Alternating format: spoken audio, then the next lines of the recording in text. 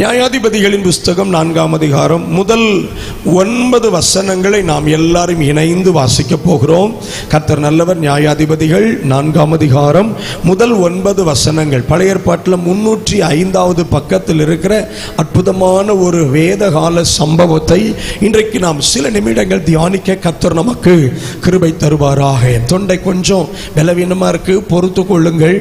ஸ்தோத்திரம். கர்த்தர் நல்லவர். ஆமா, நல்ல தொண்டையை பராமரிப்பேன். தொடர்ந்த கூட்டங்கள், சில இடங்களில் கொஞ்சம் இறங்கி அதிகம் வேலை செய்ய வேண்டியதாயிற்று. ஆமா, ரெஸ்டே கொடுக்க முடியல. டாக்டர் 1 வாரம் ரெஸ்ட் கொடுங்க போதும் பாஸ்டர்னார். நான் இந்த 1 வாரம் ரெஸ்ட்னு நினைச்சேன், ஓயாம ஓட வைக்கிறார். அல்லேலூயா. ஆமா, அவருக்காக தான் ஓடுறோம். அதுக்காக கொஞ்சம் சில இடத்துல வாய்ஸ் பிரேக் ஆகலாம்.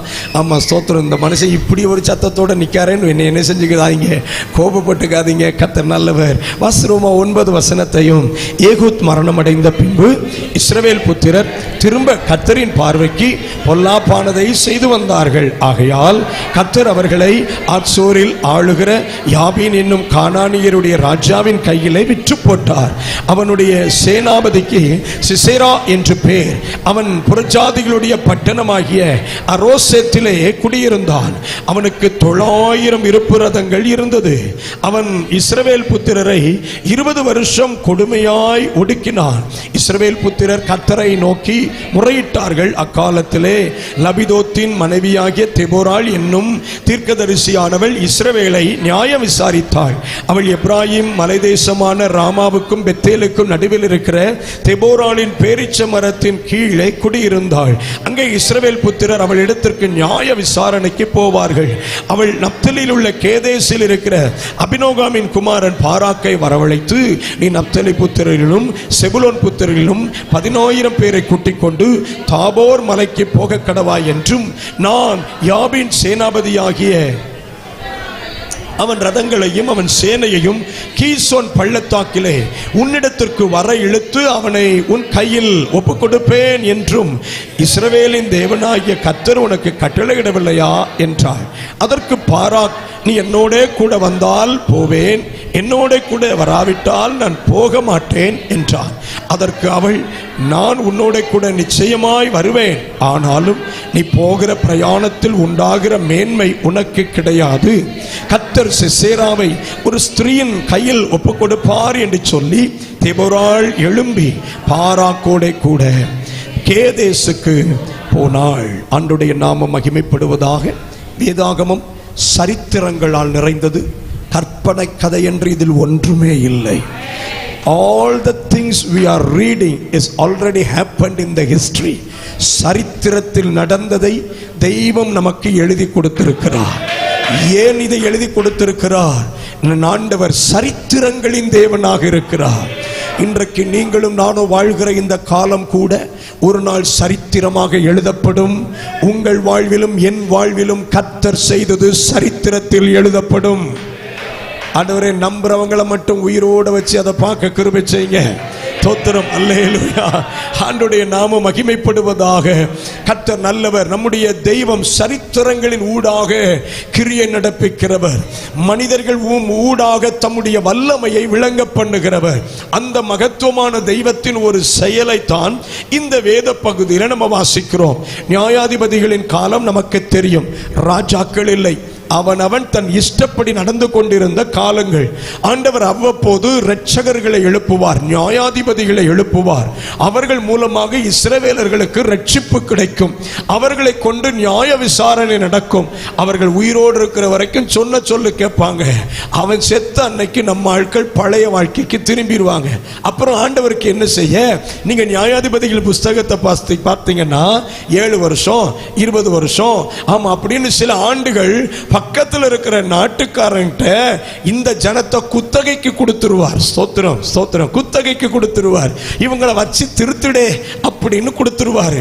ஆமா, வருஷத்தையும் சொல்லி கொடுக்கிறார் பாருங்களேன். 7 வருஷம் 20 வருஷம். ஸ்தோத்திரம். நான் இதை வாசிக்கும் போது இன்னைக்கு யோசித்து பார்த்தேன், ஆண்டவரே, இந்த மாதிரி ஸ்கீம் இது வச்சிருக்கிறா சபையில. சில குடும்பத்தை கொடுக்க வேண்டியிருக்கு. ஆண்டவரே, இது கொஞ்சம் சேட்டையெல்லாம் பண்ணிட்டால, இது இந்த மாதிரி ஸ்கீம் இருக்குன்னு ஆண்டவர் சொன்னார். Oh, of course I still have that அப்படின்னு பண்ணினாரு. தோத்திரம். இன்னும் நான் அந்த திட்டத்தை வச்சிருக்கேன். எப்படி ஆண்டவரே, நீ 21 நாள் அந்த குடும்பத்துக்கு உபவாசம் போட்டோம், அந்த பிரச்சனை தீரல பாத்தியா? ஏன் தீரல? நான் 7 வருஷம் அதை கொடுத்திருக்கேன். ஹலோ, என்ன நீங்க முறைச்சு பார்க்க கூடாது, தப்பா பார்க்க கூடாது. ஏன் தெரியுமா? அவன் உணரு மட்டும், அவன் திருந்து மட்டும், அவன் தன்னை சரிப்படுத்திக் கொள்ளும் மட்டும் அதற்குள் தான் இருந்து ஆக வேண்டும், அதற்குள் தான் இருந்து ஆக வேண்டும். ஸ்தோத்திரம். அன்றுடைய நாம மகிமைப்படுவதாக. சரி, விஷயத்துக்கு வந்துருவோம். 20 வருஷம்னு ஸ்தோத்திரம் கொடுத்துட்டாருங்க கானானிய ராஜாவாகிய யாபீன் கையில. அவன் என்ன பண்றான்? அவனுக்கு கீழே இருக்கிற தன்னுடைய சேனாபதி சிசேரா கையில இவங்களை ஹேண்டில் பண்ண கொடுத்தா அவன் கொடுமையாய் வேலை வாங்கினான், கொடுமையாய் வேலை வாங்கினான். அதுல ஒரு வார்த்தை என்ன ரொம்ப பாரப்படுத்தினது. 4ஆம் அதிகாரத்தின் 2வது வசனம். ஆகையால் கர்த்தர் அவர்களை ஆட்சோரில் ஆளுகிற யாபீன் என்னும் கானானிய ராஜாவின் கையில், அந்த வார்த்தை ரொம்ப பயங்கரமானது, விற்று போட்டார், விற்று போட்டார். ஸ்தோத்திரம். விற்று போட்டார். பாத்தீங்களா? நம்ம எப்ப விற்போம்? ஒரு பைக்கை விற்கிறோம்னா எப்ப விற்போம்? தேவையில்லைன்னா விற்போம். ஒண்ணு தேவையில்லைன்னா விற்போம். ரெண்டாவது, அது ரொம்ப வேலை வைக்குதுன்னா விற்போம். ரிப்பேர் அடிக்கடி ஆகுதுன்னா விற்போம். மூணாவது, புதுசா ஒண்ணு வாங்க போறோம்னா விற்போம். அல்ல கவனிங்க. தெய்வன் விற்று போட்டார்னா என்ன அர்த்தம்? இவங்களால நிறைய பிரச்சனை, விற்று போட்டார். புதுசா ஒண்ணு வாங்கணும்னு பிளான் போட்டார்னா நம்ம நம்ம நம்ம மனசுல கொஞ்சம் யோசிச்சு பாருங்க. இந்த வார்த்தை சாதாரணமான வார்த்தை அல்ல. தெய்வம் எவரையும் விற்று போடுகிறவர் அல்ல. ஆனா கொடுத்துட்டாரே, கொடுத்துட்டாரே. நம்ம வாழ்க்கையில ஒரு நாளும் தெய்வம் விற்று போடுகிற அளவுக்கு நம்ம பழசாயிரக்கூடாது. ஹலோ, விற்று போடுற அளவுக்கு பழசாயிரக்கூடாது. அப்டேட் ஆயிட்டே இருக்கணும். அல்லேலூயா. அப்டேட் ஆயிட்டே இருக்கணும். அவர் விற்று போடுகிற அளவு அவர்கிட்ட சேட்டை வச்சுக்க கூடாது. சிலர் விடிகிற நேரத்துல இருந்து சேட்டை தான். எலும்பு ஜோம்பன்னு கத்த சொன்னா இன்னும் கொஞ்ச நேரம் கழிச்சு எழும்புவேன். ஏன் நீ வேகமா எழும்பி என் காரியமா போகணும்னு சொன்னா 1 மாசம் கழிச்சு தான் போவேன். தெய்வம் பேசிக்கிட்டே இருப்பாரு. கேட்க நல்லா இருக்க ஆண்டவரே, ஆனா இப்ப கீழ்ப்படிறதா உத்தேசம் இல்லை. சேட்டை ஓவர மக்கர் பண்ண வேற வழி இல்லை. ஹலோ, புதுசா ஒண்ணு பிளான் பண்ணிட்டாருன்னா வேற வழி இல்லை. தெய்வம் விற்று போடுகிற அளவுக்கு நம்முடைய வாழ்க்கை, ஸ்தோத்திரம், அவருக்கு பிரயோஜனமற்றதாய் போய்விடக்கூடாது, போய்விடக்கூடாது. சரி, 20 வருஷம், 20 வருஷம் யோசித்து பாருங்க. தெய்வம் சந்தோஷமா இருந்திருப்பார் நினைக்கிறீங்களா?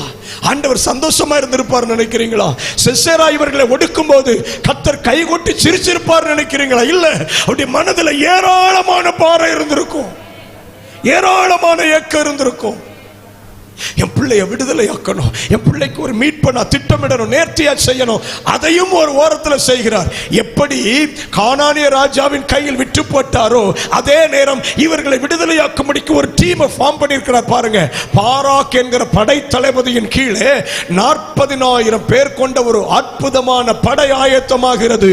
நீங்கள் நியாயாதிபதிகள் 5ஆம் அதிகாரம் அதனுடைய 8வது வசனத்தில் இஸ்ரவேலிலே 40,000 பேருக்குள்ளே கேடகமும் ஈட்டி காணப்பட்டது உண்டோ அப்படின்னு வாசிக்கிறோம். யார் அந்த 40,000 பேர்?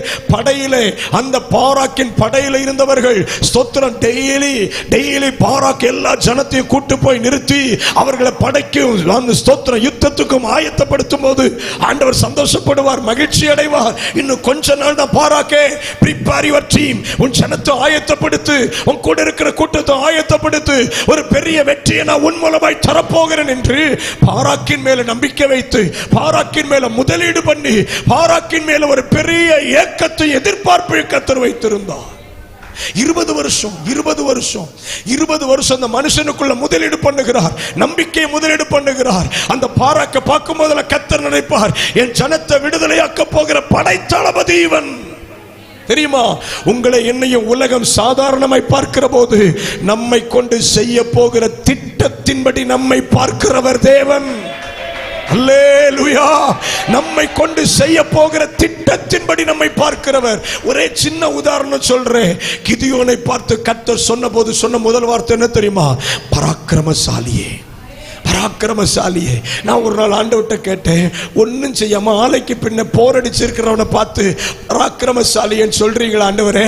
அவன் என்ன செஞ்சான்? ஆண்டவர் சொன்னார், பாத்தியா, உன் புத்தி அவன் என்ன செஞ்சான்னு கேக்குது, என் புத்தி அவன் என்ன செய்ய போகிறான் என்கிறதை பார்க்கிறது. அல்லேலூயா. உலகம் நாம் சாதித்ததை வைத்து நமக்கு பட்டம் கொடுக்கும். தெய்வம் நாம் செய்ய போகிறதை வைத்தே நம்மை அழைக்கிற கர்த்தர். ஹல்லேலூயா. ஒரு நாளும் பாஸ்ட் ரிப்போர்ட்டை வச்சு தெய்வம் நம்மளை பார்க்கறது இல்ல. நம்ம கடந்த காலம்லாம் தெரியும். ஸ்தோத்திரம். கழுதைக்கு இருக்கிற மதிப்பு கூட நமக்கு கிடையாது. நம்ம கடந்த காலத்தை திருப்பி பார்த்தா ஒரே நம்பிக்கை, இனி உமக்கு உண்மையா வாழ்வேன், இனி உமக்கு உத்தமமா வாழ்வேன். இந்த ஒன்ன சொல்லியாக்கு நம்ம வாழ்க்கையெல்லாம் ஓடிக்கிட்டு இருக்கு தெரியுமா? பலன் தந்தா ஓடுவேன், சுகம் தந்தா ஓடுவேன், கிருபை தந்தா ஓடுவேன். அப்படித்தானே இன்னைக்கு சொல்லி இன்னைக்கு வரைக்கும் ஓடுறோம். நம்ம சாதிச்சோன்னு சொல்றதுக்கு என்ன இருக்குது? Nothing sir. அவர்கிட்ட வாங்கினது நிறைய, திருப்பி கொடுத்தது குறைய. அவர் தந்த பலன்ல 100 அவருக்கு கொடுத்தோமோ இல்லையே? அவர் தந்த நன்மையில 100 அவருக்கு கொடுத்தோமோ இல்லையே? இல்லையே. ஆனா ஒரு நிச்சயம் நமக்கு இருக்கு, என்னை பிழைக்க வச்சா, நிலைக்க வச்சா இன்னும் உமக்கு கொஞ்சம் அதிகம் ஓடுவேன் ஆண்டவரே.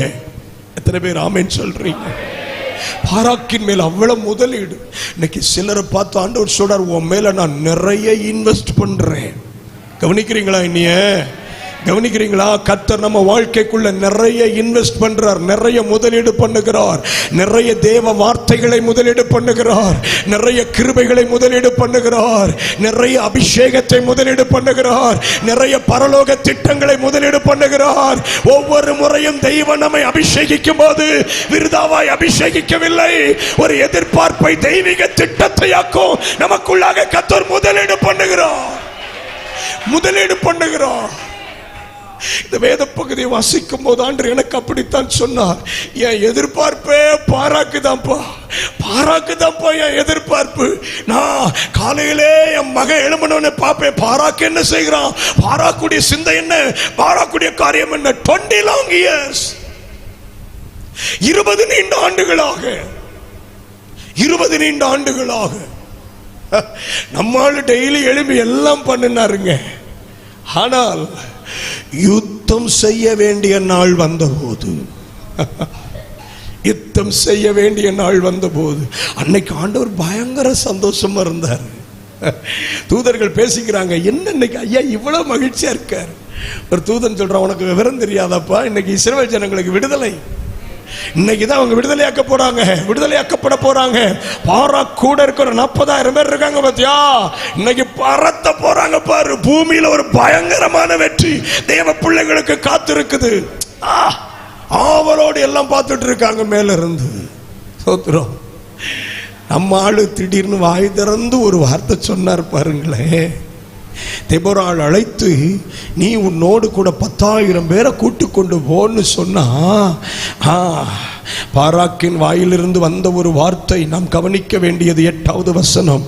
அதற்கு பாராக், நீ என்னோடு கூட வந்தால் போவேன், என்னோட கூட வராவிட்டால் நான் போக மாட்டேன். ஸ்தோத்திரம். இதனுடைய முடிவான வார்த்தை தான் என்ன? What is the conclusive word? முடிவான வார்த்தை என்ன? ஐ ஆம் நாட் கோயிங், நான் போவதில்லை, நான் போவதில்லை. நீ வந்தா போவேன்னு என்ன அர்த்தம்? சாவு நிச்சயம். நான் ஒத்தையில போய் சாகிறதா? கமான் வா, 2 பேரும் சேர்ந்து சாவுவோம்.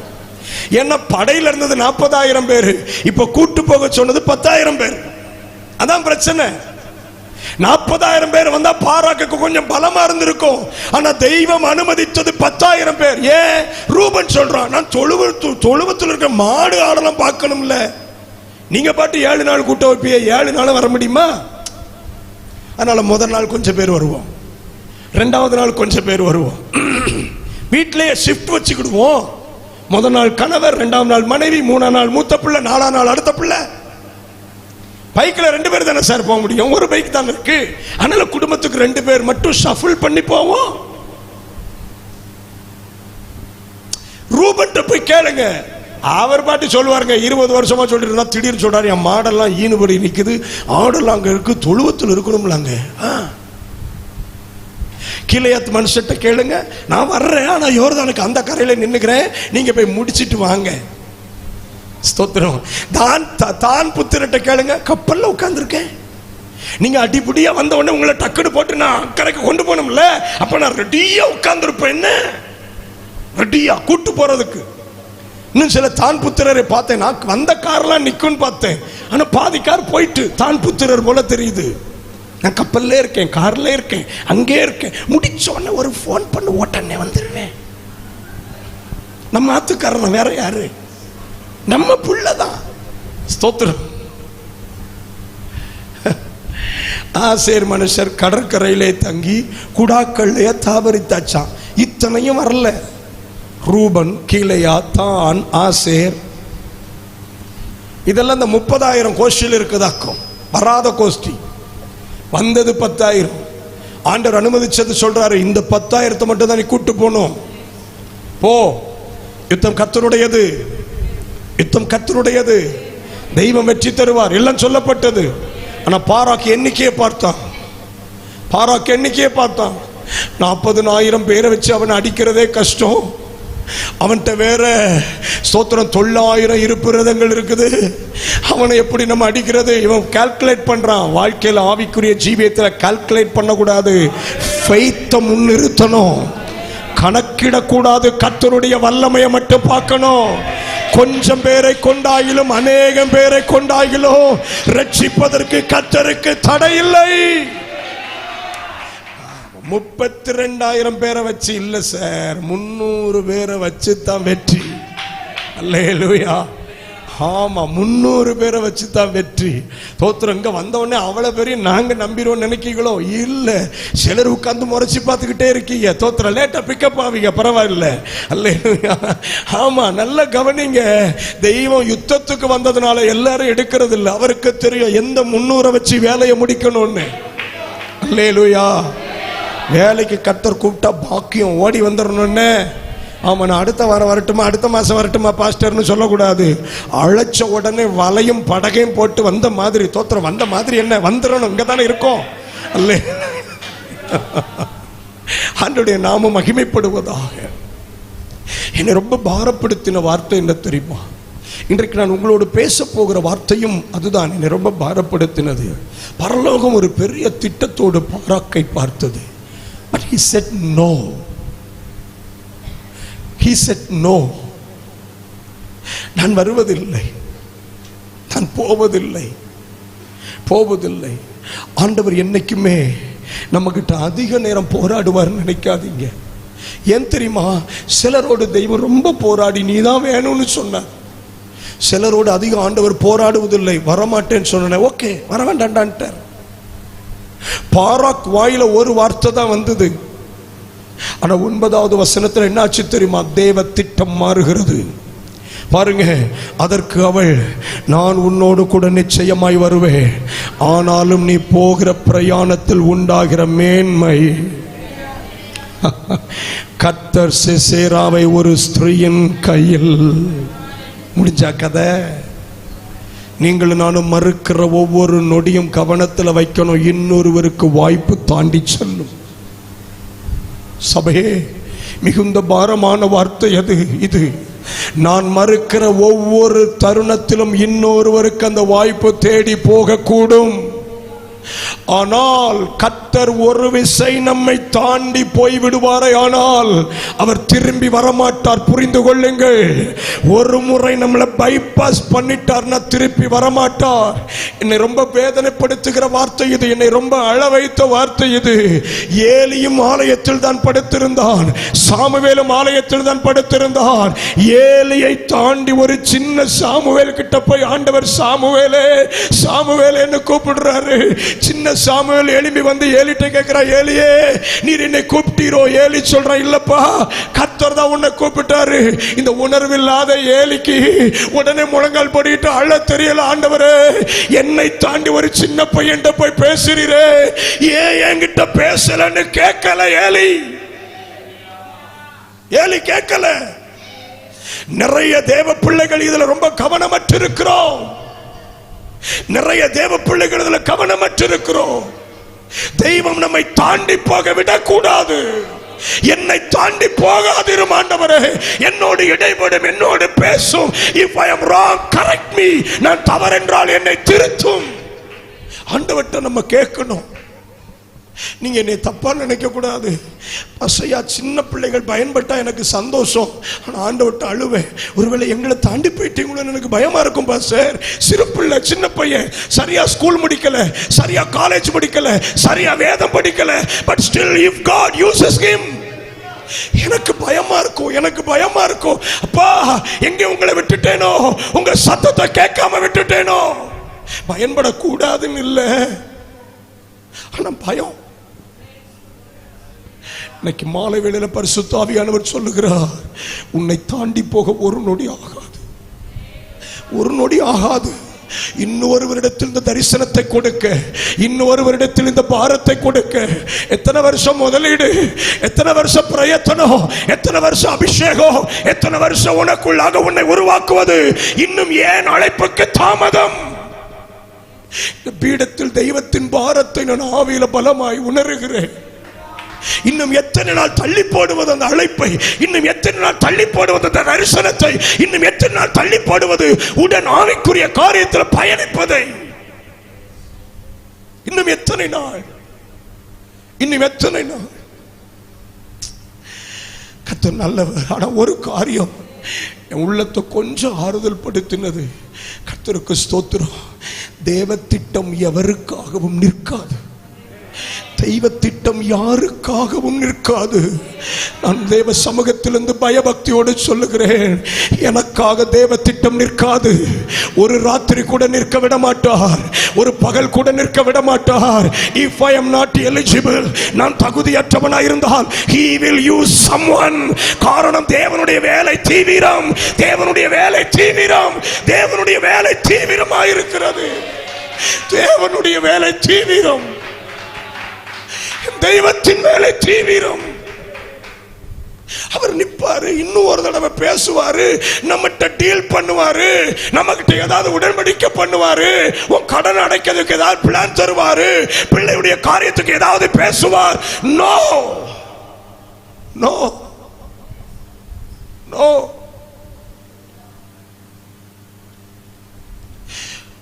ஒரு செகண்ட்ல அப்படியே தூக்கி கொடுத்துட்டார். ஒரு செகண்ட், 20 வருஷ எதிர்பார்ப்பு, 20 வருட எதிர்பார்ப்பு. ரட்சிக்கப்பட்டு எத்தனை வருஷம் ஆச்சு? சபையோடு ஐக்கியப்பட்டு எத்தனை வருஷம் ஆச்சு? தெய்வம் அழைப்பை குறித்து பேசி எத்தனை வருஷம் ஆச்சு? இந்த சபையோடு இந்த தரிசனத்தில் ஓடி வா என்று அழைத்து எத்தனை வருஷம் ஆச்சு? எத்தனை வருஷம் ஆச்சு? 6வது நாள் தெய்வம் சிலரோடு நேருக்கு நேர் இடைபடுகிறது. நான் ஆவியில ரொம்ப பலமா உணர்றேன். நேருக்கு நேர் தெய்வம் இடைபடுகிறார். கிருபை. இன்னைக்கு வரைக்கும் என்னை அவர் தாண்டி போகாதிருக்கிறது கிருபை. என்ன தாண்டி போகலன்னு மட்டும் தெரியுது. ஏன்னா இன்னைக்கு ராத்திரி என்கிட்ட பேசுறாரு, இன்னைக்கு சாயங்காலம் அவர் சத்தம் என் செவியில விழுது, என் கூட அவர் பேசுறார். அப்படின்னா இன்னும் அப்பா என்னைய தாண்டி போகல, தாண்டி போக, தாண்டி போக.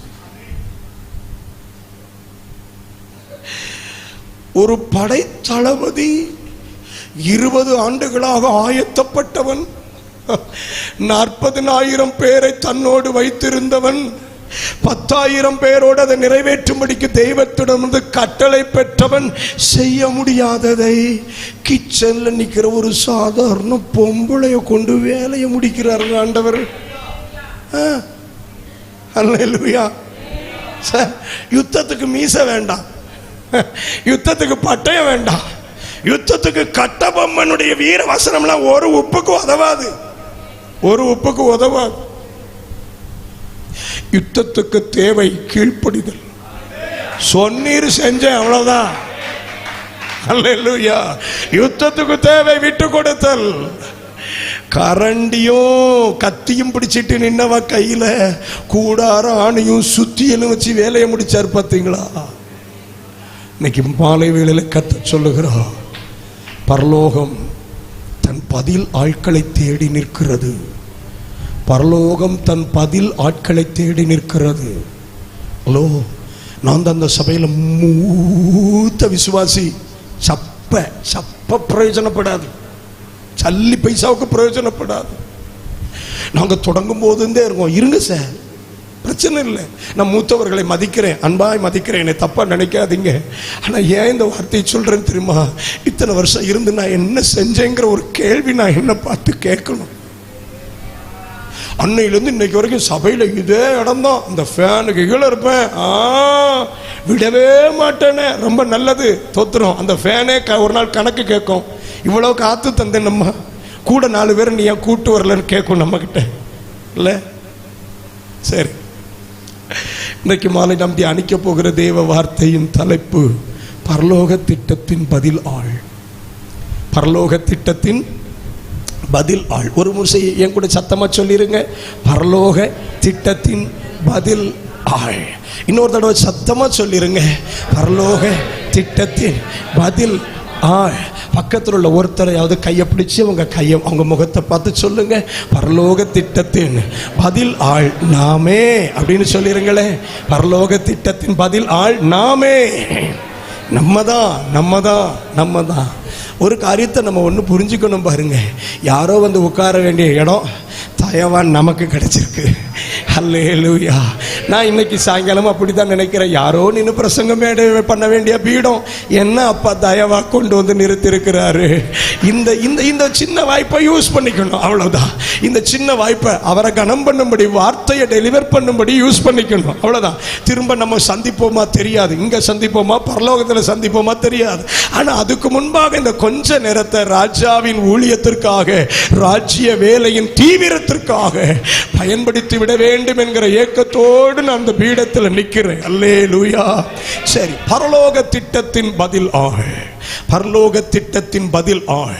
எனக்கு ஒரு கேள்வி எழும்பிச்சு, ஆண்டவரே 20 வருஷம் ட்ரைனிங் பண்ண ஒரு மனுஷனை விட்டுட்டு தோத்திரம் கிச்சன்ல இருந்த ஒரு பெண்ணை நீர் எடுத்து இந்த வேலையை நிறைவேற்ற காரணம் என்ன? பட்டயமும் கேடகமும் பிடித்து யுத்த கலையில் பழகின ஒருவனை விட்டு யுத்த களம்னா என்னன்னு தெரியாது, யுத்த கலைனா என்னன்னு தெரியாது, எதிரியின் பலம் தெரியாது, தன்னுடைய பலவீனம் தெரியாது. she knows nothing sir, ஒன்னும் தெரியாது. But still why? தெய்வம் தான் தன்னை பயன்படுத்துகிறார் என்றும் அவளுக்கு தெரியாது. அதான் அடுத்த பிரச்சனை. அல்லேலூயா. யாகேல்ட்ட போய் ஆண்டவர் ஏதாவது சொன்னாரா? யாகேலே சிசேரா வருவான், கூடாராணியை தூக்கி சுத்தியலை தூக்கி நத்திங். நான் இந்த மாலை நேரம் ஒரு தீர்க்க தரிசனத்தை சொல்லுகிறேன், தெய்வம் பயன்படுத்துவதை கூட இன்னும் தெளிவாய் அறிய முடியாத அளவுக்கு கர்த்தர் நம்மை இந்த தேசத்தில் பயன்படுத்தி தேவநாமத்தை மகிமைப்படுத்த முடியும். நோட்டீஸ் வேண்டாம், வால் போஸ்ட் வேண்டாம், போட்டோ வேண்டாம், பேர் வேண்டாம், பாஸ்டர் போடணுமா ரெவரண்ட் போடணுமா? தோத்துறோம். சில கூட்டத்தில் பிரதர்னு போடுவாங்க, சில கூட்டத்தில் ரெவரண்ட்னு போடுவாங்க. நமக்கு அதை பத்தி ஒன்றும் இல்லை. அவன் பிரதர் போட்டாலும் நான் தான், ரெவரண்ட் போட்டாலும் நான் தான், பேரே போடாட்டாலும் நான் தான். இல்லை, நான் தானே போறேன். பிரதர்னு ஒன்று வேற மாதிரியும் ரெவரண்ட்னு ஒன்று வேற மாதிரியா போறோம்? நோ சார், நம்ம தான். கர்த்தர் நல்லவர், கர்த்தருடைய நாமம் மகிமைப்படுவதாக. ஸ்தோத்திரம். கர்த்தர் நல்லவர். சில கூட்டத்தில் என் பேரை கீழே போட்டு அவன் பேரை மேலே போட்டு நான் பிரசங்கம் பண்ண வரமாட்டேன்னு சொன்ன பரிசுத்தவான்கள்லாம் இருக்காங்க. கர்த்தருக்கு ஸ்தோத்திரம். கூட 3 நாள் பிரசங்கம் பண்ண கிடைச்சிட்டுது, இறங்கி அடிச்சிருது தான். ஒரு ஆமேன்னு சொல்லு. ஆமா, ஒரு கூட்டத்தில் என்ன விட வயசுல மூத்தவர், தெரியாம அவர் பேரை கீழே போட்டாங்க. நோட்டீஸ்ல ஏன் பேரை கீழே போட்ட, நான் வருவதில்லை. அவங்களும் ரொம்ப சந்தோஷம், நீர் வராமல் இருப்பதை மேலுன்ட்டாங்க போல இருக்கு. அப்புறம் முத நாள் தான் சொல்றாங்க, அந்த பிரசங்கர் வரமாட்டாராம் பாஸ்டர், நீங்க இந்த 3 நாள் கூட ரெஸ்ட் தானே? ஐயா, எனக்கு ரெஸ்ட் தான், இங்க ஊழியத்தில் நின்றுடுறேன். அல்ல, இந்த யுத்தத்தை நடத்தி வைப்பது திருமதி யாகேல் அவர்கள். தீர்க்கதரிசினி யாகேல் ஏபேர் அப்படிலாம் போடல, நத்திங். பேரு போடப்பட்டது பாராக்கின் பேரு, வேலையை முடிச்சது யாகேல். ஹலோ, நமக்கு பேரு போட்டோ வால் போஸ்ட் ஒண்ணு வேண்டாம் சார், வேலை முடியணும். எத்தனை பேர் ஆமேன்னு சொல்றீங்க? வேலை முடியணும். சபையில கூப்பிட்டு முன்னாடி ஹானர் பண்ணாங்க, எனக்கு மெமெண்டோ கொடுத்தாங்க, எனக்கு ஷால் போட்டாங்க. ஒன்றும் வேண்டாம் சார், வேலை முடிஞ்சா போதும். கன்னியாகுமரி கத்தர் அறிஞ்சா போதும், மாவட்டம் கத்தருக்கு முன்பாக மண்டியிட்டா போதும். பேரு புகழ்லாம் வேணாம். எழுப்புதல எங்க கண்ணு முழுசா பார்த்தா அது போதும் ஆண்டவரே. அல்லேலூயா. சரி, வேகமா ஒரு 3 காரியம் யாகேலுடைய வாழ்க்கையிலிருந்து சொல்லிட்டு நம்ம ஜெபம் பண்ணி நிறைவு செய்வோம். நான் சரியா 9 மணிக்கு முடிச்சாதான் நாளைக்கு காலையில் நான் பிரசங்கம் பண்ண வேண்டிய இடத்துல நிற்க முடியும். அதனால் உங்களை விட நான் பொதுவாகவே நேரத்தில் கவனமாக இருப்பேன். ஏன்னா எங்கள் அப்பா கிட்ட 20 வருஷம் இருந்தேன் பார்த்தீங்களா. அப்பாவுக்கு கீழே இருந்த பாஸ்டர் மாதிரிலாம் உங்களுக்கு தெரியும், டயத்துக்கு முடிப்பாங்க. எங்கள் அப்பா சொல்லுவாங்க, நேரத்துக்கு பிரசங்கத்தை முடித்தா நீ பிரசங்கி தம்பி, நேரத்துக்கு மேலே பிரசங்கத்தை கொண்டு போனா நீ அதிக பிரசங்கி தம்பி அப்படின்னு சொல்லியிருக்காங்க. அதனால் என்னை உங்கள் பாஸ்டர் கூப்பிடும்போது, ஆமாம் 6வது நாள் வாங்க அதிக பிரசங்கம் பண்ணுங்கன்னு என்னை கூப்பிடலை. தோத்திரம், நான் பாஸ்டர்கிட்ட சொல்லும் போதே 9 மணிக்கு முடிக்கிறது, ஆனா நான் வர்றேன் பாஸ்டர் அப்படின்னு சொல்லிட்டாக்க வந்திருக்கிறேன். ஆகையால் நீங்க சிரிக்கிறீங்க. அப்பா சிலருக்கு இப்பதான் சிரிப்பே வருது, ஆஹா தலைப்புக்கே இப்பதான் வர்றாரு எங்கடா அப்படின்னு நினைச்சா அப்படிலாம் பயப்படாதீங்க. எனக்கு கர்த்தர் கற்றுக் கொடுத்தது, டயத்துக்கு முடிச்சேன்னா அடுத்த நாள் கூட்டங்களுக்கு ஜனங்கள் டயத்துக்கு வருவாங்க. அல்லேலூயா. எனக்கு சில ஊழியர்களை மாதிரி முடிக்கிற நேரத்தில் தான் ஆவியானவர் இறங்குறாருலாம் டுபாக்கூர் கதை விட தெரியாது. ஆவியானவர் தான் ஏற்கனவே இறங்கிட்டார். அவர் வேலையை தான் அப்பமே தொடங்கி நடத்திக்கிட்டே தான் இருக்கிறாரு. அல்லேலூயா. அவர் வேலை முடியும் போது நாம் எழும்புவோம் ஜெபம் பண்ணுவோம்னு சொல்லிடுவேன். ஸ்தோத்திரம். அவ்வளவுதான். கர்த்தருடைய நாம மகிமைப்படுவதாக. தெய்வம் பரலோக திட்டத்தின் பதில் ஆளாக யாகேலை கரத்தில் எடுக்க 3 காரணங்கள் உண்டு. 3 காரணங்கள் உண்டு. 3ஐயும் சொல்லி நம்ம ஜெபித்து நிறைவு செய்ய கர்த்தர் கிருபை தருவாராக. 1, தனித்து வந்தாள், தரிசனத்தில் இணைந்து கொண்டாள். எல்லாரும் எழுதுகிறவர்கள் எழுதுங்கள், சொல்லுகிறவர்கள் சொல்லுங்க. என்ன? தனித்து வந்தாள், தரிசனத்தில் இணைந்து கொண்டாள். சத்தமா சொல்லிருங்க. ஆண்டவரே, யார் வாயெல்லாம் இப்போ இங்கே திறக்குதோ, இன்னைக்கு ராத்திரி கூட்டம் முடிச்சு சாப்பிடும் போது அவங்களுக்கு மட்டும் வாய் திறக்கணும். ஆண்டவரே, மற்றவர்களுக்கு இந்த வாயெல்லாம் திறக்கவே கூடாது என்று ஒரு சின்ன ஜெபத்தோடு இன்னொரு முறை இந்த முதல் தலைப்பை மட்டும் சொல்லிருங்க. தனித்து வந்தாள், தரிசனத்தில். இரவு உணவுன்னு என்ன சத்தம் வருது பார்த்தீர்களா? கர்த்தர் நல்லவர். அல்லேலூயா. சரி, தனித்து வந்தாள், தரிசனத்தில் இணைந்து கொண்டாள். குறிப்பு 3ஐயும் சொல்லிடுறேன். 2வது, உடைத்து போட்டாள் ரகசிய உடன்படிக்கைகளை. உடைத்து போட்டாள் ரகசிய உடன்படிக்கைகளை. உடைத்து போட்டாள் ரகசிய உடன்படிக்கை. எழுதுகிறவர்கள் எழுதுறதுக்கு வாய்ப்பாக வாக்கும் நம்மளை சொல்ல வைக்கிறேன். எழுதாதவர்களுக்கெல்லாம் தண்டனை சொல்லிக்கிட்டே இருக்கணும். அவங்க எழுதி முடிக்கிற வரைக்கும் சொல்லுங்க. உடைத்து போட்டாள் ரகசிய உடன்படிக்கைகளை. இன்னும் ஒரு முறை சத்தமா சொல்லிருங்க. உடைத்து போட்டாள் ரகசிய உடன்படிக்கைகளை. 3வது, அழித்து போட்டாள் அறைக்குள்ளே. அழித்து போட்டாள். ஆமா, 3 தடவை சத்தமா சொல்ல போறோம். என்ன? அழித்து போட்டாள் அறைக்குள்ளே. அழித்து போட்டாள் அறைக்குள்ளே. அழித்து போட்டாள். ஆமென். Praise the lord. இந்த 3 குறிப்புகள் தான் நாம் யாகேலை தெய்வம் பயன்படுத்த தெரிந்து கொள்ள காரணமாக நான் கண்டது. இந்த வேத பகுதிகளை வாசிக்கும் போது 4ஆம் அதிகாரம் 11ஆம் வசனத்தை கவனிச்சிருங்க. 4:11, கேனியனான ஏபேர் என்பவன் மோசையின் மாமனாகிய ஓபாவின் புத்திரமாய் இருக்கிற கேனியரை விட்டு பிரிந்து கேதேசின் கிட்ட இருக்கிற சானாயிம் என்னும் கர்வாலி மரங்கள் அருகே தன் கூடாரத்தை போட்டிருந்தான். பார்த்தீங்களா? அழகான ஒரு முக்கிய சம்பவம், திருப்பு முனையான காரியத்தை இந்த வசனம் சொல்லுகிறது. கேனியனான ஏபேர். யார் இந்த ஏபேர்? யாகேலின் கணவர் பேர் தான் ஏபேர். என்ன?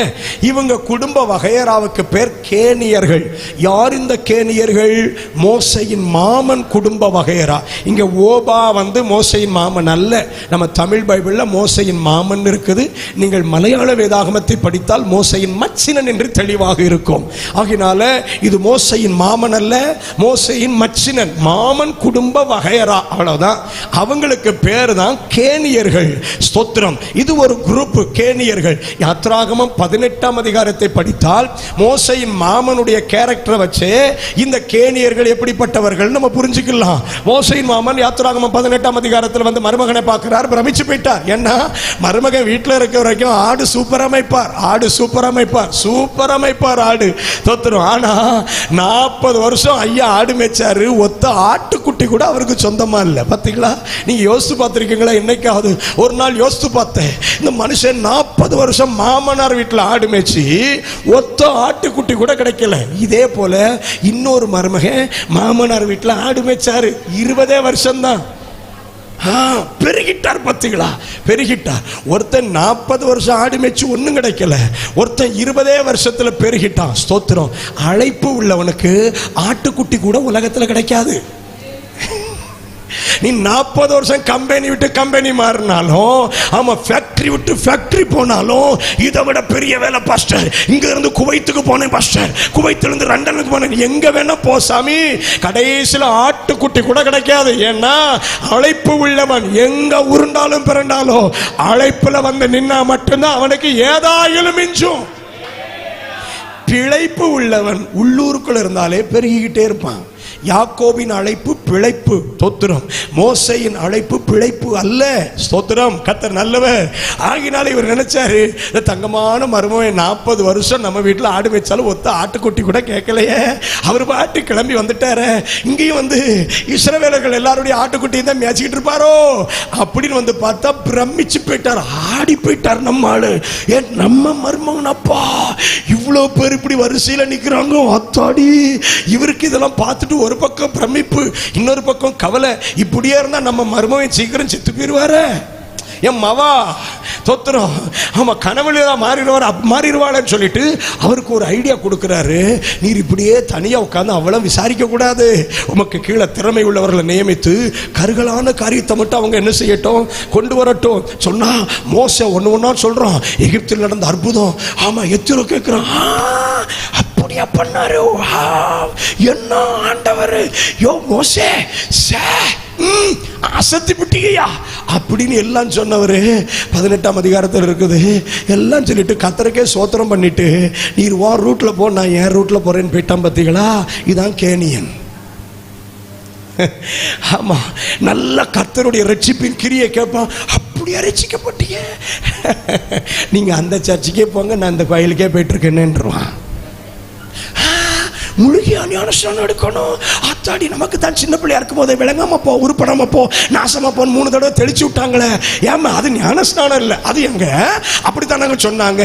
ஞான பெற்றோர் ஒரு முழு குடிகாரனா இருப்பான். ஞானத்தாய் வாயெல்லாம் எப்பவும் செவப்பு, ஏசு ரத்தம் இல்லை. ஆமா, ஞான தாய் ஞான தகப்பன் ஞானம் இல்லாததெல்லாம் ஒன்று அந்த இடத்துல விட்டுருக்கும். அப்புறம் ஒரு பொரிக்கான் சட்டி மாதிரி ஒரு சட்டிக்குள்ள தண்ணியை வச்சு, நான் கூட ஒரு முறை ஒரு இடத்துல பார்த்தேங்க, அந்த பிள்ளையாவது முக்குவாங்கன்னு பார்த்தா அதுவும் முக்கல, தொட்டு தொட்டு தொட்டு தெளிச்சு. என் பைபிள் அப்படி இல்லை. என் பைபிள்ல ஞானஸ்நானம் கொடுத்தவரும் எடுத்தவரும் தண்ணீரில் இறங்கினார் தான் இருக்குது. எனக்கு என்னன்னா, அந்த பொரிக்கான் சட்டிக்குள்ள எப்படி அவர் இறங்குவார்? கொடுக்கிறவர் வாய்ப்பு இல்லையே. அப்போ அது ஞானஸ்நானம் இல்லையே. ஞானம் வந்த பிறகு நான் எடுப்பதுக்கு பெயர் தான் ஞானஸ்நானம். பாவம் எது, பரிசுத்தம் எது, நரகம் எது, பரலோகம் எது, உலகம் எது, ஸ்தோத்திரம், ஆமென், உன்னதம் எது? அல்லேலூயா. ஞானம் வந்த பிறகு நான் எடுக்கிற ஸ்நானத்துக்கு பேர் தான் ஞான ஸ்நானம். ஞானம் வர முன்னிட்டு எனக்கு ஸ்நானமே கொடுத்துறதுனால ஞானம் இல்லாத ஸ்நானம். ஆகவே அதை கர்த்தர் ஒரு நாளும் தம்முடைய கணக்கில் எடுக்க போகிறதே. சரி, கேனியன் என்கிட்ட சர்டிபிகேட்டே இருக்கு. சர்டிபிகேட் குப்பைக்கு உதவாது. ஆமா, சர்டிபிகேட் அல்ல. அந்த ஞானம் வந்த பிறகு நம்ம எடுக்கிற ஞானஸ்நான உடன்படிக்கையை சரீரத்தில் சுமந்து நிற்க நம்ம தீர்மானிக்கணும். அல்லேலூயா. சரி, யார் இந்த கேனியன்? எல்லாம் தெரியும், ஆனா செய்ய மாட்டான். எல்லாம் தெரியும், செய்ய மாட்டான். ஏபேர் இந்த கேனியனாக்கு இப்ப என்ன பண்ண தெரியுமா? கேனியரை விட்டு திடீர்னு எல்லாம் பேக்கப் நடக்குது. சரித்திர ஆசிரியர்கள் சொல்லுகிறார்கள், இந்த ஏபேர் பெரிய இரும்பு பற்ற வச்சிருந்தாரா. ஆமா, நீங்க வேதத்துல வாசித்தீங்கன்னா சிசேராவுக்கு 900 இருப்பு ரதங்கள் இருந்துச்சு பாத்தீங்களா? அந்த இருப்பு ரதங்கள் எல்லாம் சரி பண்ணுகிற ஃபேக்டரியை இவர் தான் வச்சிருந்தாரா. அதுல எதெல்லாம் ரிப்பேர் ஆகுதோ எல்லாம் அங்க வருமா. திடீர்னு பார்த்தா ஏபேர் எல்லாத்தையும் பேக்கப் பண்ணிட்டு கேதேசுக்கு வந்துட்டாரு. ஸ்தோத்திரம். கேதேஸ்ல யார் இருக்கிறா? மேல 6வது வசனத்தை பாருங்க. அவள் நப்தலில் உள்ள கேதேசில் இருக்கிற அபினோகாமின் குமாரன் பாராக்கை வரவழைத்து, இப்ப கேனியரை விட்டு எங்க வந்தாச்சு? கேதேஸ் சண்டையில. பாருங்க, தெய்வம் தரிசனத்துக்காக இவர்களை தனித்து கொண்டு வருகிறார். தெய்வம் யாரெல்லாம் தரிசனத்துக்காக தெரிந்தெடுக்கிறாரோ அத்தனை பேரையும் தனித்து வேறு பிரிப்பார். தனித்து வேறு பிரிப்பார். I'm repeating that word, தனித்து வேறு பிரிப்பார். நம்ம நினைப்போம் குடும்பம் நம்மள மறந்துட்டு, நம்ம நினைப்போம் நன்றி கெட்டவன், நம்ம நினைப்போம் துரோகி, அவனுக்கு எவ்வளவு அடின பாஸ்டர், எனக்கு ஒரு இன்விடேஷன் கொடுக்கல, உட்கார்ந்து அழுறது. ஆண்டவர் சொல்வார், அவெல்லாம் கொடுக்கத்தான் நினைச்சா நான் தான் கொடுக்க வேண்டாம்னு நிறுத்தி இருக்கிறேன். காரணம், நீ தனித்து வேறு பிரிக்கப்பட வேண்டும்.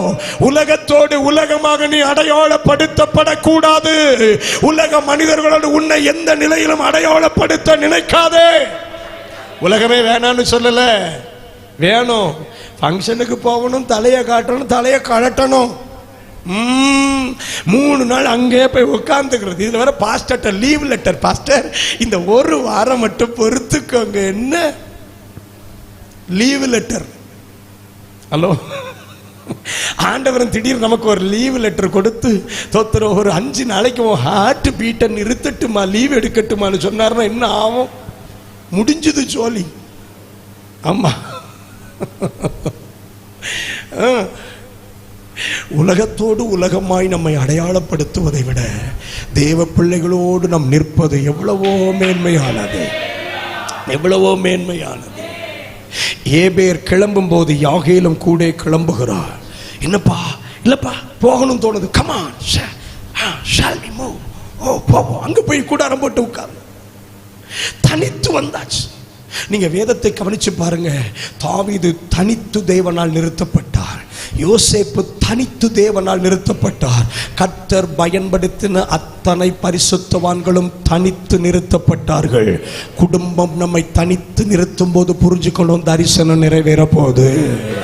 தனித்து உலகம் நம்மை நிறுத்தும் போது புரிஞ்சுக்கணும், தரிசனம் நிறைவேற போகிறது. சிலருக்கு தெய்வம் இதை தீர்க்க தரிசன வார்த்தையாக சொல்லுகிறார். தெய்வம் நம்மோடு அதிக பேசணுங்கிறதுக்காகத்தான் நம்ம கிட்ட ஓவரா பேசுற சிலரை கட் பண்றாரு. ஹலோ, என்ன நீ பேசுவோம் பாஸ்டர், இப்படி மறந்துட்டால துரோகி? துரோகி இல்ல, ஆண்டவர் சொல்றார், நீ எனக்கு துரோகி ஆயிடக்கூடாதுன்னாக்கும் அந்த ஓவர் பேச்ச கட் பண்றேன். அல்லேலூயா.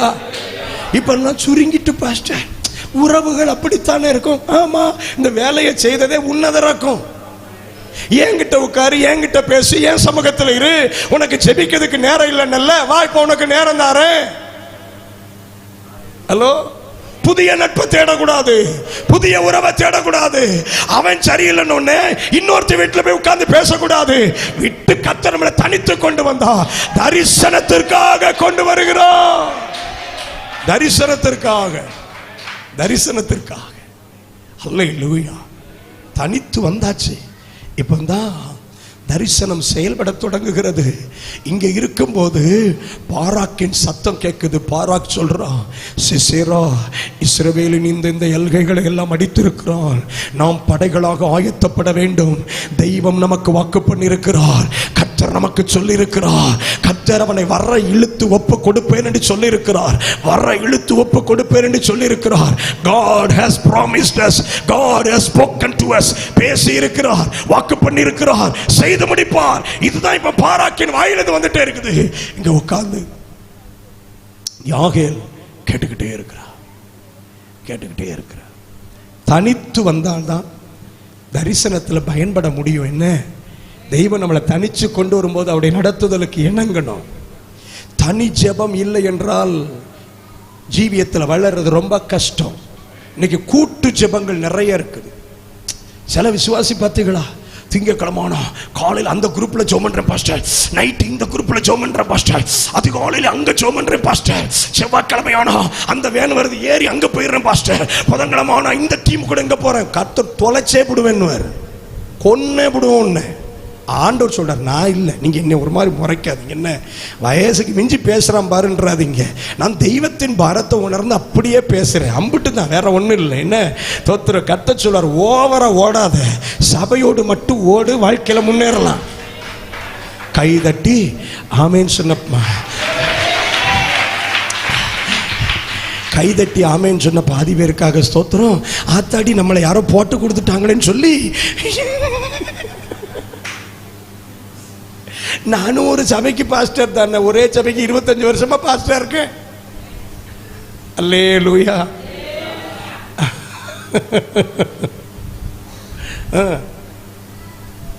தெய்வம் நம்மளை தனித்து கொண்டு வரும்போது தனித்து உட்காரணும். தனி ஜபத்தை ரொம்ப முக்கியப்படுத்தணும். தனி ஜபத்தை முக்கியப்படுத்தணும். தனித்து உட்காரணும்.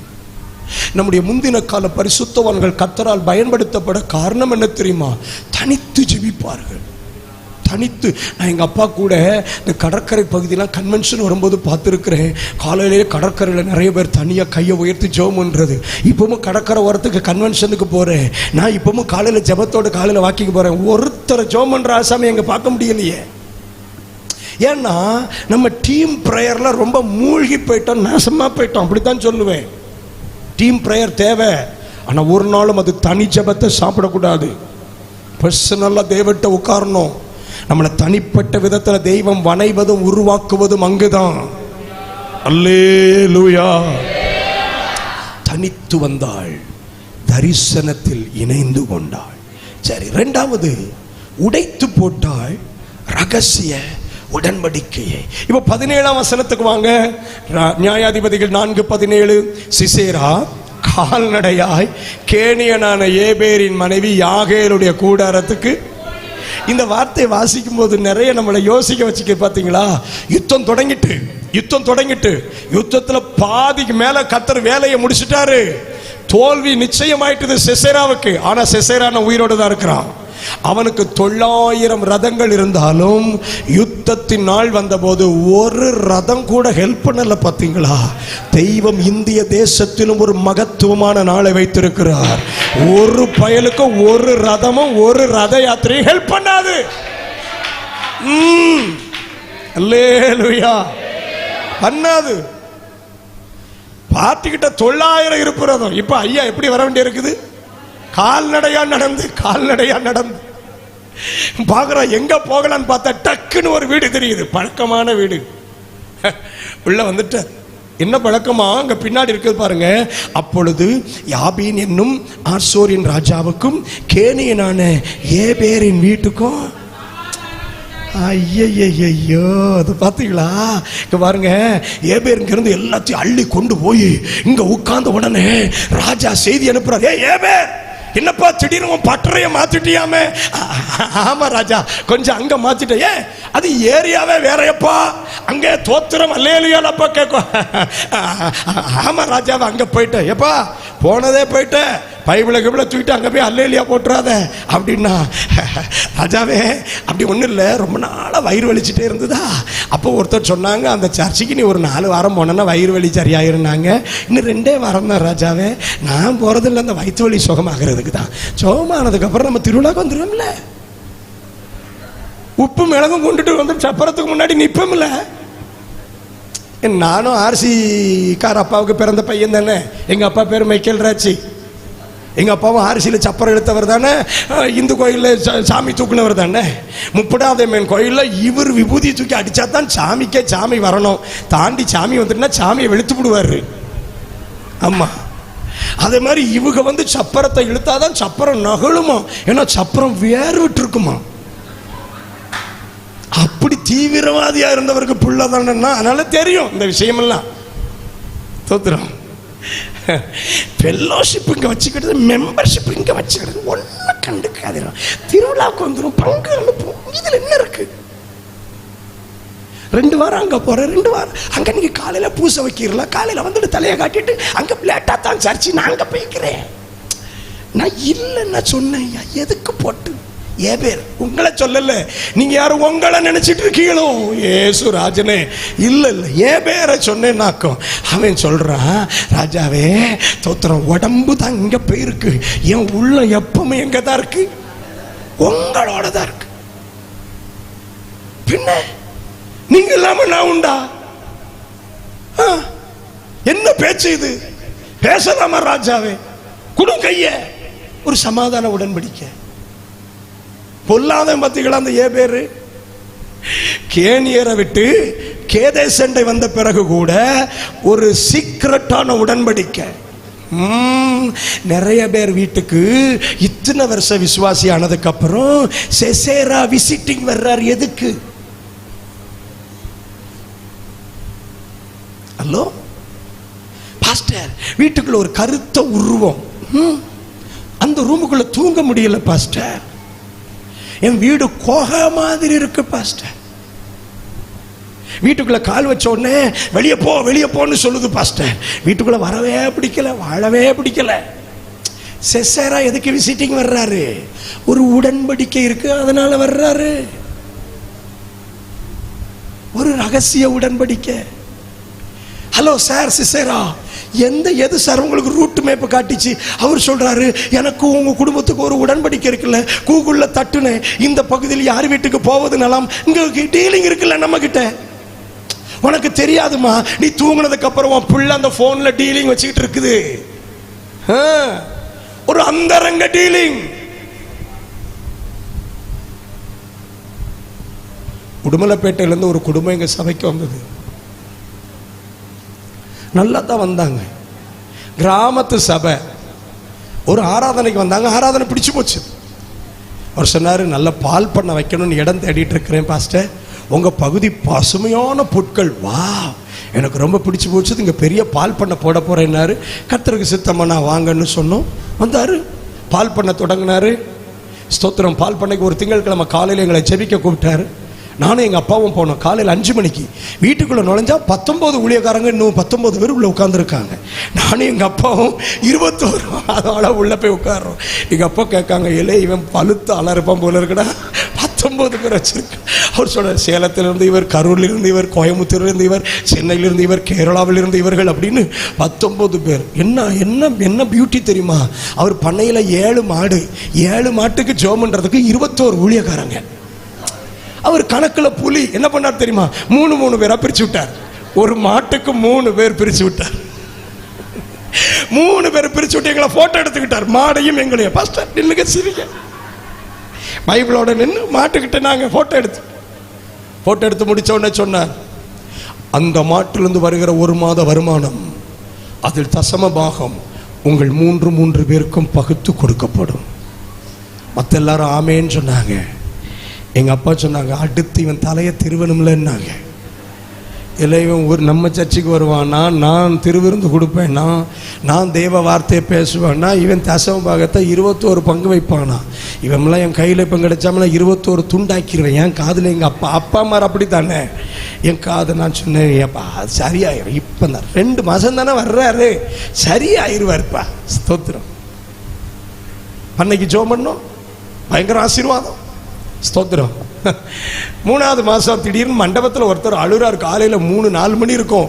அப்பா யோபு போல ஆயிட்டானப்பா, யோபு போல ஆயிட்டேனா. யோபுவை போல ஆயிட்டேனா? யாரா 4 மணிக்கே அழுதுகிட்டு இருக்கான்னு போய் பார்த்தா நம்ம பால் பண்ண பிரதர் தான் அழுதுகிட்டு இருக்கிறாரு. பிரதர் என்ன ஆச்சுன்னு, அந்த கொடுமையை வந்து பாருங்க பாஸ்டர்னு பைக்கை கிளப்பிட்டு போயிட்டாரு. என்னடா கொடுமை, அதில் வேற யோபு மாதிரின்றாரு. எனக்கு பயங்கர பயமாயிட்டு நானும் எங்கள் அப்பாவும் பைக் எடுத்துட்டு போய் பார்த்தா 7 மாட்டில் 5 மாடு செத்து கிடக்கு. 5 பண்ணன்னா பயங்கர ஹைடெக் லெவலில் உள்ள பண்ண. ஆமா ஸ்தோத்திரம். 5 மாடு செத்து கிடக்கு. எனக்கு டக்குன்னு பார்த்தேன், 3வது செத்து கிடக்க மாடு நான் ஜெபம் பண்ண மாடு. எனக்கு பக்குனாச்சு. அத்தாடி, நினைவில் வைக்க மாட்டார் நினைச்சேன். போனை தூக்குனாரு, படத்தை காட்டுவாரு. பாஸ்டரையா நீங்க சொன்ன மாடு கூட செத்து போச்சு பாஸ்டரையா. ஐயோ போச்சு. கூட்டம் முடிச்சக்கப்புறம் யாராவது தலையை கொடுப்பிய? கொடுத்து பாருங்க, உங்களுக்கும் மாடு இருக்குல்ல.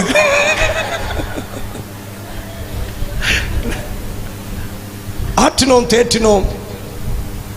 அடுத்து ஒரு 2-3 மாசத்துல கொஞ்சம் இருந்த பணங்கள்லாம் வச்சு ஒரு ஏஜென்சி தொடங்கினார். தவணை முறையில் பொருள் போடுறது இல்லை. 300 ரூபா அயன் பாக்ஸை 800 ரூபாய்க்கு லைனில் கொண்டு வருவான். நம்ம சண்டை போட்டு 600 ரூபாய்க்கு வாங்குவோம். பார்த்தீங்களா? ஆமாம், பார்த்தீங்களா?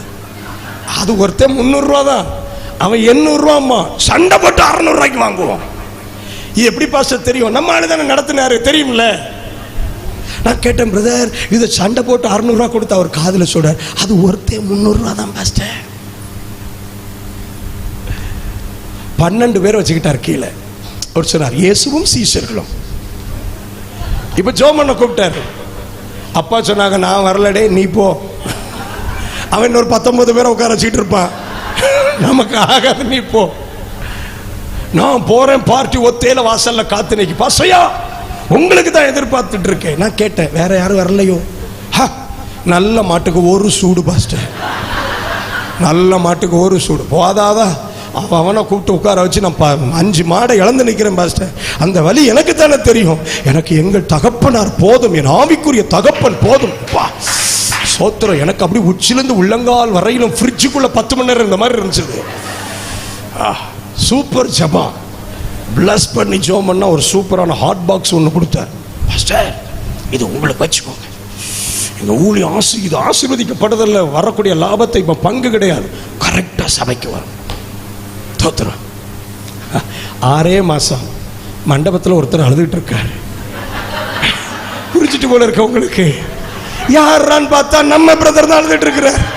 ஐயோ பிரதர் என்னாச்சுன்னு. பாஸ்டர் இயேசுவுக்காவது ஒரு யூதாசு தான், எனக்கு 12 பேருமே யூதாசு பாஸ்டர். அத்தனை பேர் என்னை ஏமாத்திட்டானுங்க பாஸ்டர். அவன்களே அவனுங்களுக்குள்ள டீம் அமைச்சு ஏன் தொழிலை நாசமாக்கி எங்கேயோ போயிட்டானுங்க பாஸ்டர். நான் முதலீடு பண்ணின 13 லட்சம் ரூபாயும் நாசமா போச்சு பாஸ்டர். ஏன் பாஸ்டர் எனக்கு மட்டும் இப்படி நடக்குது? நான் கேட்டேன், அதாங்க எனக்கும் தெரியல. இப்போ அவர் அடுத்து சொன்னதான் பார்த்தீங்களா பாஸ்டர், அப்பமாவது 21 பேர் ஜோம் பண்ணாங்க, மாடு செத்துது பாஸ்டர். இப்போ நீங்க மட்டும் தானே ஜோம் பண்ணீங்க. எனக்கு அல்லேலூயா. நான் என்ன சொல்லுவேன்?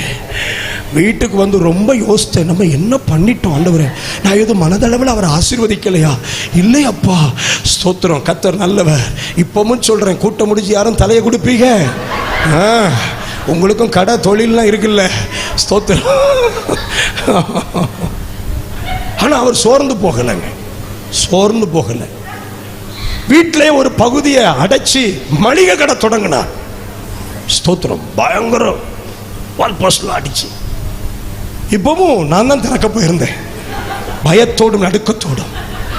கிட்டு நாடுதப்பா, இதாவது நினைச்சிருக்கட்டு ஏசப்பா, எனக்கு எனக்கு எனக்கு என் மேல நம்பிக்கை வரும்படிக்கு திறந்தேன். 3 மாசம்தான் இழுத்து முடியாச்சு. ஊர்ல அவ்வளவு சொந்தக்காரன் எல்லாரும் வாங்கிட்டு நோட்டில் எழுதிட்டு போனா நோட்டு கொடுக்கல, எல்லாம் கடை போச்சு. இப்ப நான் ஜோம் பண்றேன், இவர் என் ஜெபத்துக்கு வரக்கூடாது ஆண்டவரேன்னு ஜோம் பண்றேன். இன்னும் ஒரு முறை இவர் ஜெபிக்க வந்துடக்கூடாது ஆண்டவரே. என் ஜெபம் பயங்கர ஜெபம். ஆனா என் ஜெபம் போயிட்டு புது பைக் ஒண்ணு வாங்கிட்டு வந்து நின்று, பாஸ்டர் பிளஸ் பண்ணுங்க அப்படின்னாரு. ரொம்ப தயக்கத்தோட கேட்டேன், கண்டிப்பா ஜெபம் பண்ணணுமா பாஸ்டர் ஆசீர்வாதத்தோட? நான் கேட்டேன், என்ன செய்ய போறீங்க? கேரளாவுக்கு போய் தொழில் செய்ய போறேன்.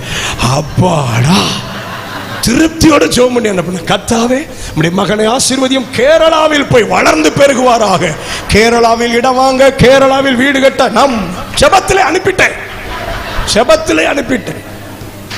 ஆனா சரியா 3/4 மணி நேரத்தில் போன் வருது, ஈயால் வந்த வண்டி ஆக்சிடென்ட் ஆகி சாரே.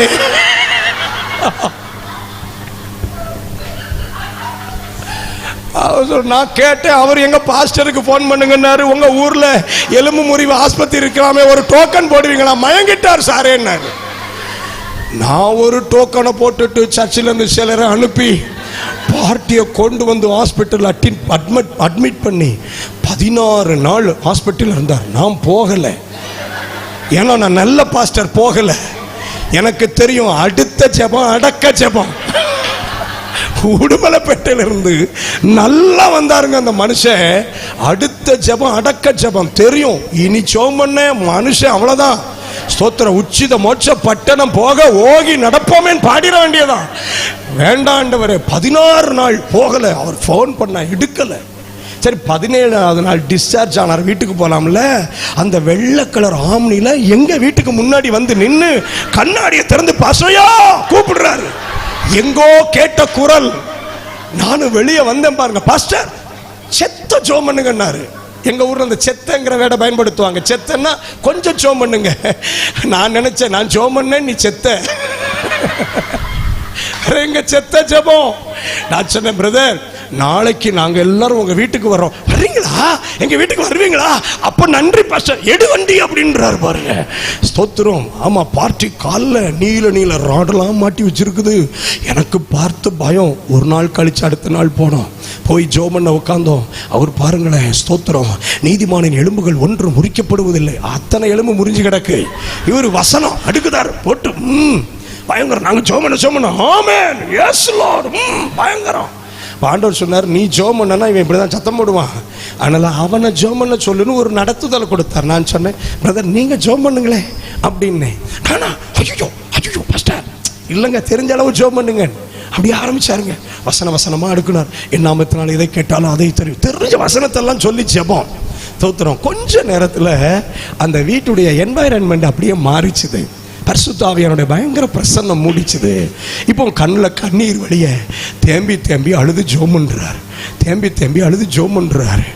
சொல்றாரு, ஆண்டவரே ஸ்தோத்திரப்பா, அப்பா நான் 7 மாடு பண்ணை வச்சேன் ஆண்டவரே.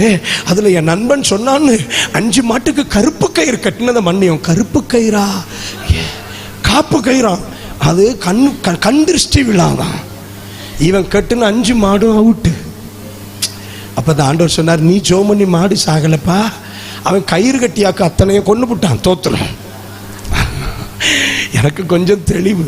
2வது சரி, ரொம்ப ஆவலோட ஜெபத்தை எதிர்பார்த்திருக்கேன். அவர் சொல்ற, ஆண்டவரே 12 பேரை சீஷர்கள் என்று வைத்திருந்தேனப்பா, ஆனால் ஒவ்வொரு சனிக்கிழமையும் கலெக்ஷன் முடித்ததுக்கு அப்புறம் மாடியில் உட்கார்ந்து கட்டிங் அடித்ததை மன்னியும். கட்டிங்கா? எனக்கு புரியல. எனக்கு டக்குன்னு கண்ணை திறந்துட்டேன்.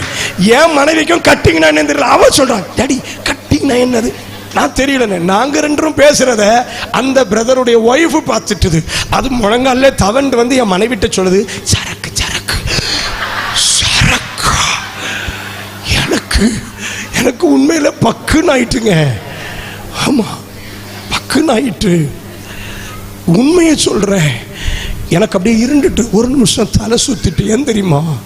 ஆண்டவர்ட்ட இப்படி சொன்னேன், இந்த மனுஷனுக்காக எத்தனை காலை நேரம் உபவாசம் இருந்து ஜெபம் பண்ணிருப்பேன். ஆண்டவரே இந்த கடையை தாண்டி போகும்போது எத்தனை முறைப்பா என் விசுவாசிங்க கடை வச்சிருக்குது, ஆசீர்வதிங்கப்பான்னு ஜெபம் பண்ணிருப்பேன்.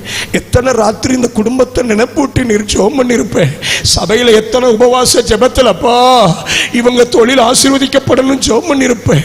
ஆனா அந்த மனுஷனுக்கு இருந்த கொழுப்ப பார்த்தீங்களா? சாட்டர்டே நைட்டு தோறும் கட்டிங் அடிச்சானா? நான் உண்மையில ரொம்ப அழுது ஆண்டவர்ட்ட. ஆனேன்னு தெரியுமா? நான் பைத்தியக்காரன் ஆண்டவரே, நான் ஒரு பைத்தியக்கார ஊழியக்காரன். நெஞ்சு வலிக்க ஜெபம் பண்றேன், கண்ணீர் வடிய ஜெபம் பண்றேன். ஆனா என் சபையில இருக்கிற ஒருத்தர் சாட்டர்டே ஈவினிங் கட்டிங் அடிக்கான், சண்டே காலையில வந்து திருவிருந்துல நாக்க நீட்டி இருக்கும். எனக்கு இவன் கட்டிங் அடிச்ச விவரம்லாம் தெரிஞ்சிருந்தா பாத்திரத்தை கீழே இருக்கிற விளிம்பு வச்சு ஒற்றே கொத்தி நாக்க துண்டா எடுத்திருப்பேனே. எல்லாம் இந்த நாக்கு தானே உனக்கு அதை தேடுதுன்னு இழுத்திருப்பேனே. தெரியாம போச்சே. யாராவது இருந்தீங்கன்னா இன்னைக்கு ராத்திரி திருந்தி போடணும்னு. இவங்க மட்டும் இல்ல, லைவ்லயோ எங்கேயோ யாரோ என்னைக்கு கேட்டாலும் திருந்திடணும். ஆமா, கொஞ்சம் தான் தீபாவளிக்கு கொஞ்சம் தான் வெடிச்சு விடுவாரு. தோத்துரும். ஆமா, இங்க இல்ல, அது லைவ்ல யாரோ சிலருக்கு, யாரோ பார்க்காக யாருக்கோ தேவை. கர்த்தர் நல்லவர். அழுத தேவ சமூகத்தில் ஒப்பு கொடுத்தார். அந்த அழுகையின் முடிவில் காலில் ராடு போட்டிருக்கு. கீழே இறங்கிட்டார். முட்டுக்கு கீழே முறிவு. முட்டை ஊனிட்டார் ஒரு வழியா. நான் சொல்றேன், பிரதர் வேண்டாம், நான் பாவி பாஸ்டர், நான் எத்தனை பேரை ஏமாத்திருக்கேன். ஆண்டவரை எவ்வளவு ஏமாத்திருக்கேன். முழங்கால நின்று அழுறாரு, ரத்தம் வடியுது. அவர் உடுத்திருந்த லுங்கில எல்லாம் ரத்தம் ஆகுது. நான் சொல்ல, பிரதர் எழும்புங்க. கிருபையா கர்த்தர் இறங்கினா, கிருபையா கர்த்தர் இறங்கினா. இன்னைக்கு நல்லா இருக்கிறாரு. கர்த்தர் அவர் அற்புதமா வச்சிருக்கிறாரு. ஆமா, ஸ்தோத்திரம். ஏன் தெரியுமா சிசேரா நம்ம வீட்டுக்கு வர்றான்? எல்லாம் ஒரு அந்தரங்க டீலிங் இருக்கிறதுனாலயாக்கும். நல்ல பாஸ்டர் இருக்கலாம், நல்ல சபை இருக்கலாம். ஐயா அம்மா சொல்றேன், தம்பிமார் தங்கச்சிக்கெல்லாம் சொல்றேன், பரீட்சைக்கு முன்னாடி பாஸ்டர்ட்ட வந்து தோமன்ட்டு போனோன்னே அற்புதம் நடந்துடும் நினைக்க கூடாது. இப்பவுமே படிக்கணுமாக்கும். ஆமா, சில திருட்டு ஊழியக்காரன் சொல்லுவான், ஏசப்பா உன் கூட பரீட்சை காலுக்கு வருவாரு, கையை பிடிச்சி எழுதுவாருன்னு. பக்கா திருடே. ஏசுநாதருக்கு இந்த திருட்டு வேலையெல்லாம் செய்ய தெரியாது. உங்க கூட வந்து உங்க கையெல்லாம் பிடிச்சு அவர் எழுத மாட்டார். அவர் சொல்லுவாரு, உனக்கு உங்க அப்பா ஃபீஸ் கட்டி இருக்காரு, அம்மா உனக்கு டெய்லி சோறு பொங்கி தந்திருக்கு, நீ படிக்கணும்னு சொல்லுவார். ஹலோ, கவனிக்கிறீங்களா பிள்ளைகளே? தேர்வு எழுதும் மாணவர்களுக்கு செவன் போய் ஆவிக்குறை சபையில் இருக்க விசுவாசி அங்கே போய் நிக்கி. யாருக்கோ தெரியல, ஏசப்பா ஸ்தோத்திரம், ஏன் இவ்வளவு வேகமா இருக்கிறீர்? கர்த்தருக்கு ஸ்தோத்திரம். படிக்கணும். வீட்டில் கர்த்தர் தந்த தருணங்களை பயன்படுத்தி படிக்கணும். விளைவு என்ன? அத்தனை அழிவுக்கு பிறகுதான் நான் கண்டுபிடிச்சேன், ஐயாவுக்கு எங்கேயோ உடன்படிக்கை இருக்குது. அதனாலயாக்கும் சிசேராவாகிய அழிவு வீட்டுக்கு வந்திருக்கு. பிரச்சனை பாஸ்டர்ட்ட இல்லை, அவர் நல்லா இருக்கிறார். பிரச்சனை உதவி ஊழியருக்கோ மற்றவங்க, அவங்க நல்லா இருக்கிறாங்க. எனக்கு ஏன் பிரச்சனை? என்கிட்ட என்ன டீலிங் இருக்குது நான் கவனிக்கணும். என் அந்தரங்க வாழ்க்கையை நான் கவனிக்கணும். சிஸ்டர், அவர் தான் அப்படின்னு சொல்லிட்டு நம்ம அதுக்கெல்லாம் ஒத்துழைக்க கூடாது. தெய்வ சமூகத்தில் தைரியமா தவறுன்னு சொல்லணும். ஆமா ஐயா, பிள்ளை நம்ம பெற்றதுதான், தப்புன்னா தப்புன்னு சொல்லணும். என் பிள்ளை தப்பு செய்யாது, யாரும் செய்யாத தப்பா என் பிள்ளை செஞ்சுட்டுன்னு சொன்ன நம்மளையும் சேர்த்து கொண்டு விடுவார். ஆமா, தவறு தான், பாவம் தான். திருந்த வேண்டியது திருந்தித்தான் ஆக வேண்டும். ஆமா, ஏபேர் உடன்படிக்கை பண்ணணும். யாக சொன்னா அவன் உடன்படிக்கை பண்ண, நீ வந்தா நான் உன்னை வீட்டுக்குள்ள வச்சு உன்னை விசாரிக்க வேலை செய்வேன், தொலைச்சு விடுவேன்ட்டா. பிறர் செய்த ரகசிய உடன்படிக்கைகளை ஜெபத்தில் உடைக்க முடியும் சிஸ்டர். ஜெபத்தில் உடைக்க முடியும். கணவர் தூங்குனதுக்கு அப்புறம் பக்கத்தில் முழங்கால் போடுங்க. பிள்ளைகள் தூங்குனதுக்கு அப்புறம் பக்கத்தில் முழங்கால் போடுங்க. பிரச்சனை உள்ள நபர் தூங்குனதுக்கு அப்புறம் பக்கத்தில் முழங்கால் போடுங்க. ஜெபம் பண்ணி பாருங்க, அந்த உடன்படிக்கை கர்த்தர் உடைக்கிறாரா இல்லையான்னு பார்க்கலாம். உடைப்பா.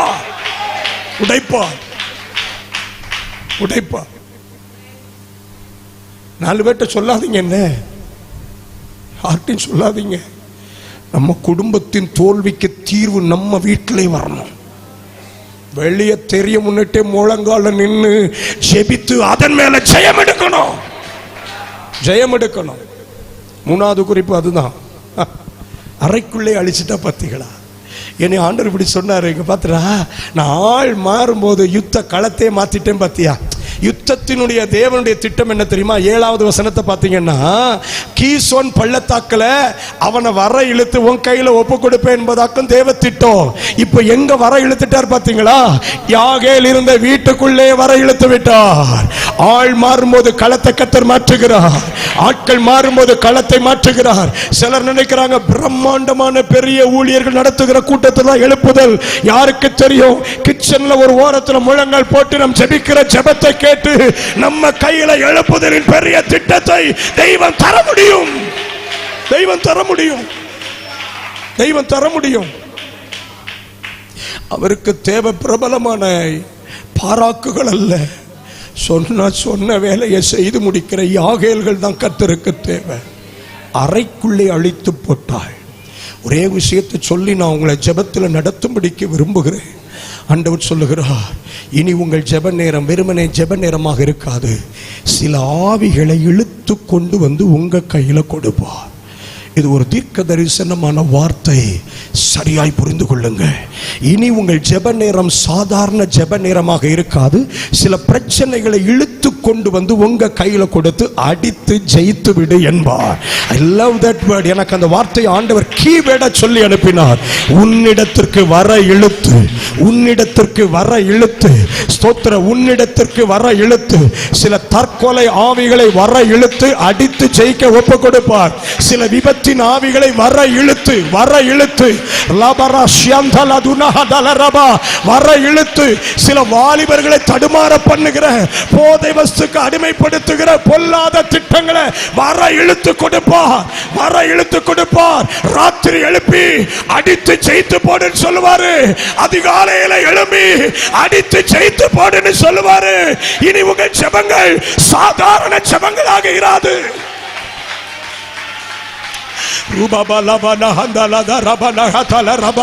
அதற்கு அடையாளமாக இன்னைக்கு ராத்திரி இங்கே சில ஆவிகளை கர்த்தர் இழுத்து வந்து போடுகிறார், இழுத்து வந்து போடுகிறார். உங்க குடும்பத்தை பல வருஷமா பாழாக்கி கொண்டிருந்த ஆவி, அடுத்த தலைமுறைகளை தாக்கி கொண்டிருந்த ஆவிகள், குடும்பத்தை எழும்ப விடாதபடி முடக்கி வைத்திருந்த சில ஆவிகள் இழுத்து கொண்டு வந்து மஹதரபா நல்ல ஆவியில நிரம்பி 5 நிமிஷம் ஜெபம் பண்ண போறீங்க.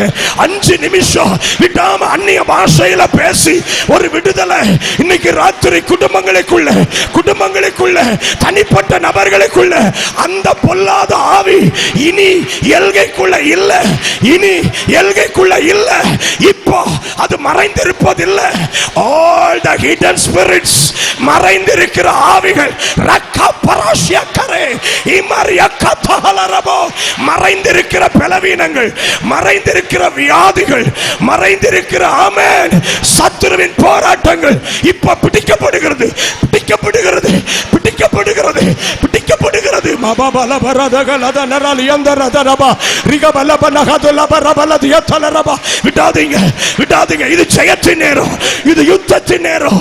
சிலர் ஆண்டவர் தம்முடைய அபிஷேக மகிமையால நிரப்பி இந்த வார்த்தையை சொல்லுகிற, அடித்து போடு, அடித்து போடு, அடித்து போடு, அடித்து போடு, அடித்து போடு, அழித்து போடு.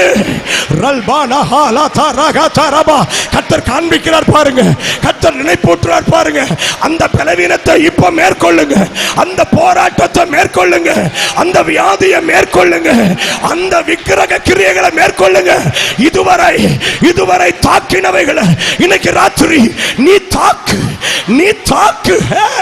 ரேமோ ஷக்கல கதரே ரிமகதர கதரபா. குடும்பத்தை பிரித்த ஆவிகள், குடும்பத்தை பிரித்த ஆவிகள் இப்போ மேற்கொள்ளுங்க, மேற்கொள்ளுங்க, மேற்கொள்ளுங்க, மேற்கொள்ளுங்க. இனி சும்மா இராது உங்க நாவு. கர்த்தர் பயன்படுத்துகிற நாவாக மாறும். இனி தேவன் பயன்படுத்துகிற வார்த்தைகள் புறப்படும், புறப்படும். யுத்த வார்த்தைகள், யுத்த வார்த்தைகள். லர்பா ஷேக்கரஹேனா தியந்தரா ரிகலபஹந்தல ரிபனஹதலரபோ. யுத்த வார்த்தைகள். பாஷை மாறுதன் ஆவியில பார்க்கிற பாஷைகள் மாறுகிறது.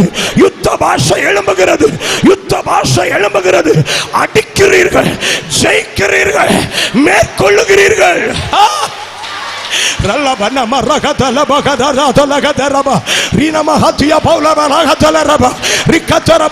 இந்த ஊழியத்துக்கு எதிரான சில வல்லமைகள், மறைவிடத்திலிருந்து தரிசனத்துக்கு எதிரான வல்லமைகள், ஊழியத்தில் அடுத்த நிலைக்கு போக பல ஆண்டுகளாய் முயற்சித்து முடக்கி வைக்கிற ஒரு வல்லமையை இன்னைக்கு ராத்திரி, இன்னைக்கு ராத்திரி சபையாய், சபையாய், சபையாய் அடித்து ஜெயிக்கிறோம். Ribala hanama ribala hanatia thala daraba rima uketo rekelia taraba rima mama shianda la daraba rikala dura halara dia katurabana hatularabo reme sheke merebo nia katurabo.